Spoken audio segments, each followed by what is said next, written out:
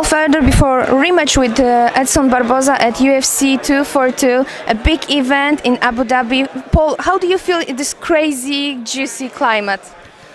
It's rough. It's rough. I try to avoid being outside for too long, but it is what it is. We fight all over the world, and sometimes you got to fight in humid, hot conditions. Sometimes you got to fight in cold Russia. We go all over the place. So.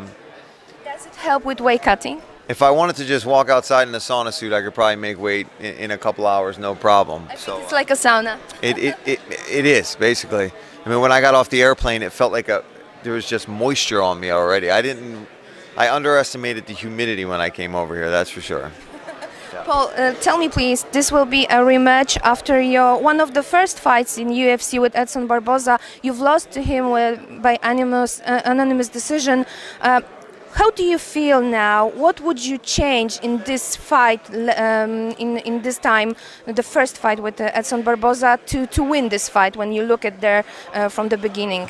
Well, I think in the first fight, unfortunately, I kind of let him start getting ahead with his kicks and getting ahead with the points, and I was moving forward and taking it, and in my head at the time I was like, oh, well, I'm just taking it, so I'm winning the fight, when that's not how the judges necessarily score fights. If you're getting hit, you're getting hit, no matter how it affects you or hurts you.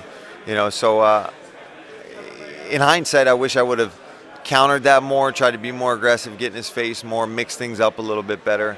But that's what's great about having Saturday night coming up. I get to try to erase that memory. When this fight happened, you disagreed with the decision of the judges. Do you still disagree with it?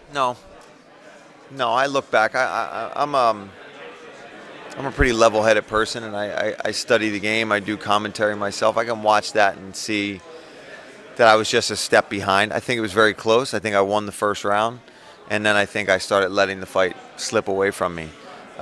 He started landing his kicks. Even though I would land a combo, he would land 3 strikes, I'd land 1 strike. So, yeah, but in the moment, I mean, you guys know how to. We don't know what's going on in there. It's so high-paced, and your adrenaline's through the roof. So in the moment, yeah, and I was undefeated at the time. So I hadn't experienced a loss. Usually when the judges score the fight, I've been the winner. So it was something new for me to get used to. After this point, when you fight to each other, there's been a couple of years. You have also an opportunity to train and spar together. At what point are you now, when you can say for him and for you at the timeline? Did you learn more than he? How do you say?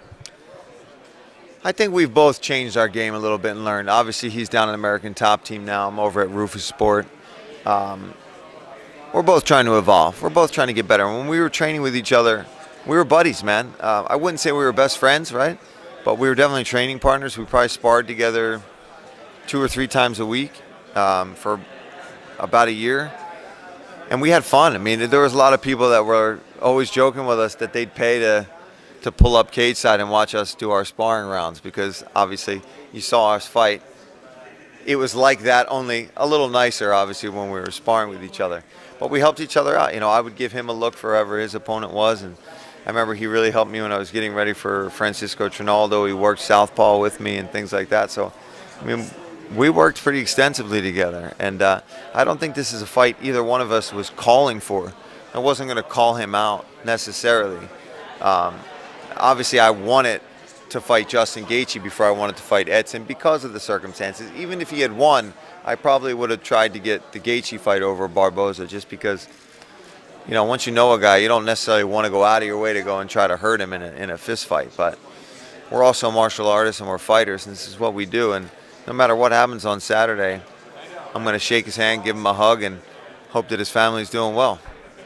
Okay, at the end of this talk, I would like to ask you, what is more stressful for you, work as a commentary or work in the cage?